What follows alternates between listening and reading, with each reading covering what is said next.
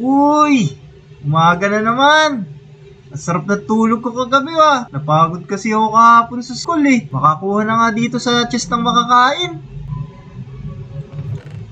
Teka, nasan yung mga pagkain ko dito tsaka yung mga diamonds ko? Mukhang nakasalisin na naman si Spider-Man kagabi Paano na kaya to? Nasimot lahat yung laman ng chest ko. Di man lang nagtira ng pang-almusal ko. Oh, no! Nakautang na nga lang muna kay Aling Uling na makakain. Teka, bakit bukas ng pinto ko? Alam ko, nilak ko to kagabi Makalabas na nga lang, tapos makapaglaro na lang sa playground. Lilipas din naman tong gutom na to ayun pala sakto, nandun pala si Kobe tsaka si Motong. Tahan na nga lang natin sila. Uy, Motong, Kobe! Wait.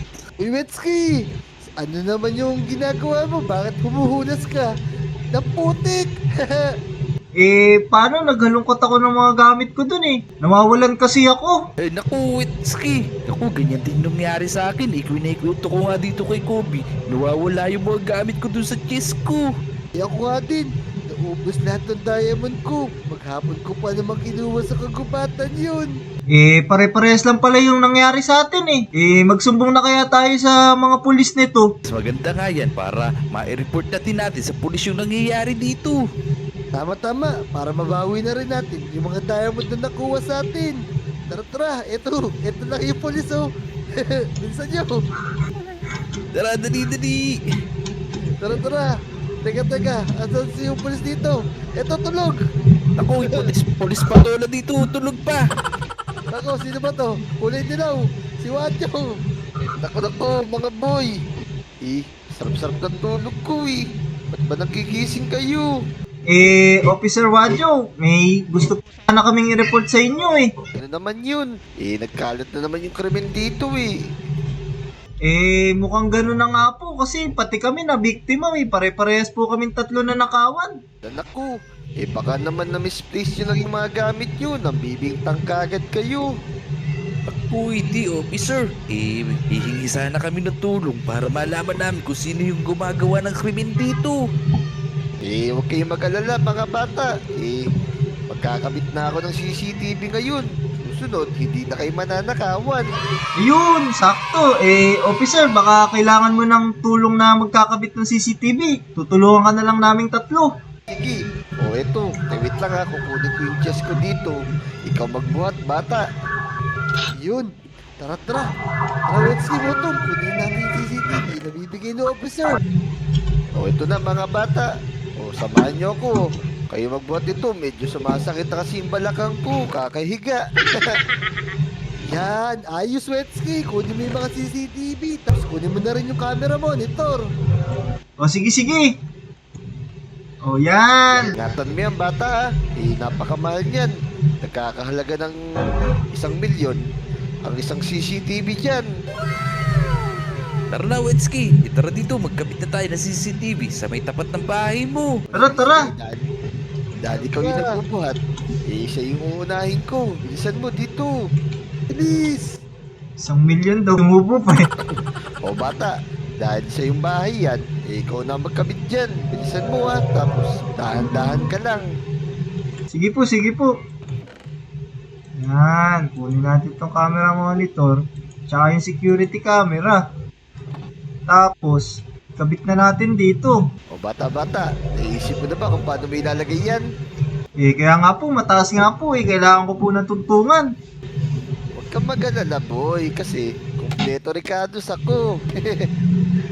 Baka si Wadyo to. Yan na, umakit ka na, bata.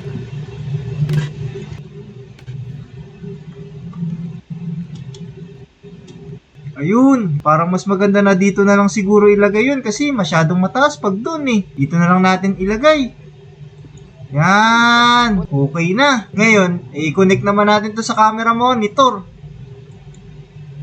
Yun. Ayun, nakapagkabit na tayo. Kaninong bahay naman ba yung sunod nating kakabitan? Ang susunod naman ay dito kay Kobe. Tara dito, sumunod kayo sa akin. Buhatin mo ulit tong chest na to. Dahan-dahan lang Sige. Tara, para mahuli na kung sino kumuha ng mga diamonds ko. tara, dito na tayo dumaan. Ayan, dito ka naman maglagay ng CCTV ngayon sa may taas para kitang-kita yung pintuan. Ayun, kagaya lang to ng kanina. Pwede na ditong ikabit yan, oh. Ayun. Tapos, i-connect lang ulit natin. Ayun. Okay na. Galing mo, Wetsky. Okay na yung sa bahay namin ni Kopi. Yung kay Motong naman po siguro. Doon naman tayo maglagay, dali. Tara, Wetsky. Tara, tara. Bilis. Go. Ang bilis nyo naman maglakad. Iniwanan nyo ako. Ang bigat-bigat nitong box na to, eh. Ayan, sige, Wetsky. Maglagay ka na rin ng CCTV dito para makita natin kung sino pumapasok dito. Kaya nga, para mahuli na natin yung magnanakaw niyan.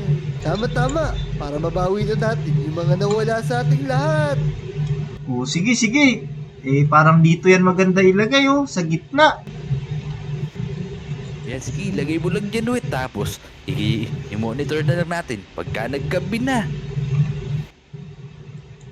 Ayun, Motong.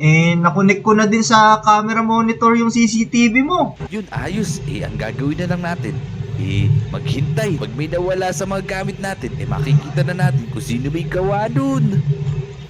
Kaya nga, ngayon, pagka nakita niyo yung magnanakaw, mag-report ka agad kayo sa akin. Sige, sige. Tara. Sarap na naman ang tulog ko. Naku, nawawala na naman ako. Naku, bilisan natin. Tanungin natin kung nawawalan din sila.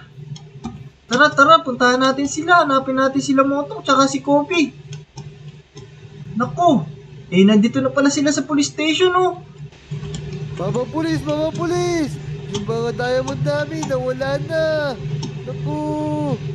Kaya nga, Officer Wadyo, nawawalan na naman kami ng mga gamit dito. Mukhang kailangan natin reviewin yung mga CCTV. Naku, kayong tatlo na naman. Nawala na naman ba kayo? Opo, Officer Wadyo, nawawala na naman po kami. Okay. Huwag kayong mag-alala dahil nagkabit na tayo ng CCTV. Mahuhuli na natin yung mga nagnanakaw sa inyo. Ayun, tara po, pwede na po ba nating reviewin yun? Sige, dito, sumunod kayo sa akin. Ito nga pala yung CCTV natin. Ito yung monitor. Dito natin makikita yung mga camera. Tara, panuorin na natin para malaman na natin kung sino yun. Unahin natin tignan yung bahay ni Motong. Yun. Teka, parang si RR yan ah. Kamukha ng damit niya. Bakit nandyan siya? Ala, oo nga no. Bakit si RR, yung mga nagpunta dito ng hating gabi siguro siya'y nagdanakaw sa mga bahay natin.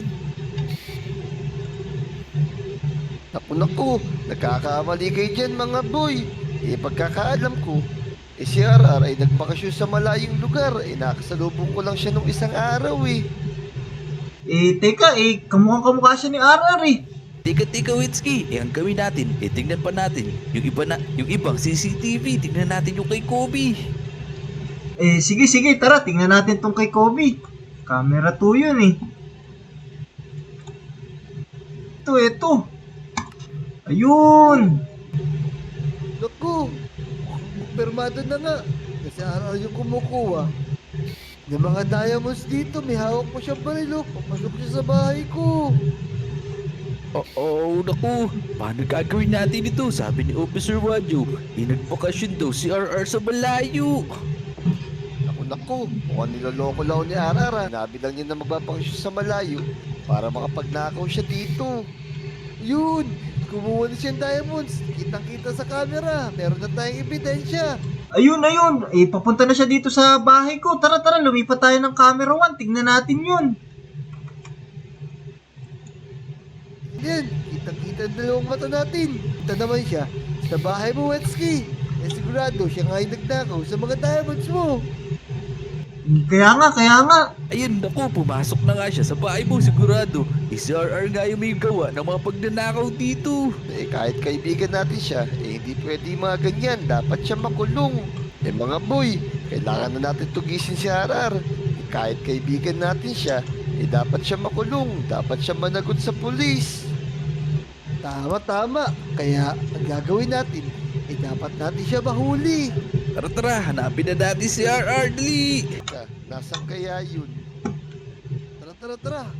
maghiwa-hiwalay tayo. Teka, meron pa nga pala ako kinabit na isa pang camera.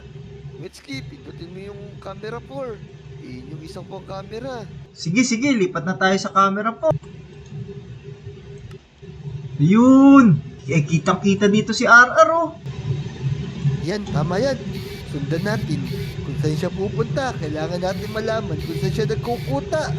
Tika, ba't ganun? Nag-iba siya ng anyo. Mukhang hindi nga si RR yun. Tama si Officer Wanjo. Kaya nga, ibig sabihin, impostor siya na RR. Balak niya siraan si RR sa atin. Teka, anong gagawin natin sa kanya? Mukhang nagpunta siya dun sa ilalim ng tulay Tara na. Puntahan na natin siya at may gagawin ako sa kanya. Tara, hanapin na natin yung impostor ni RR na yun. Yan, tara. Let's go. Meron na ba kayo panlaban? O, eto yung stick. Gamitin yan. And ito, kauna mo to, Wetski, yan. Sundan natin si Officer Wanjo, dali. Tara. Kailangan natin lalayo sa akin. Baka mamaya, mapahama kayo. Let's go, dali. Let's go. Lagot sa akin yan. Kinuha niya pang kain ko na pandesal. Kaya nga pati yung pang-hap-hap ko kinuha din niya Oh no! Bakit siya pang-hap? Kinuha pa rin niya. Tara, dali. Nasaan na Kapapayag yun? na ganun. Officer Wanjo, Kobe, may pinto dito, tingnan nyo. Teka, may gagawin ako. Sisirahin ko tong pintuan niya. Etong sa'yo. Ayun, eto yung kuta niya, hulihin na natin siya, dali. Tara! Ito! Yun! Kinuha mo yung pang-hap-hap ko! Yun! Natalo na natin! Ika, ako, ito na yung mga diamonds na pinagkukuha niya sa atin. Yun, nakuha ka na yung sa akin. Bahala na kayo dyan. Ito yung sa akin. Nakuha ko na yung pang-hap-hap ko. Naku, ito nga yung mga diamonds ko. Ayan, may pambili na ulit tayo ng mga pagkain. Ayos. So, ayun mga Lodi. Nahuli na namin yung impostor ni RR na yun. Kung nag-enjoy kayo sa video na to, mag-subscribe na kayo. I-like nyo na din yung video. Mag-comment na din kayo. Let's go!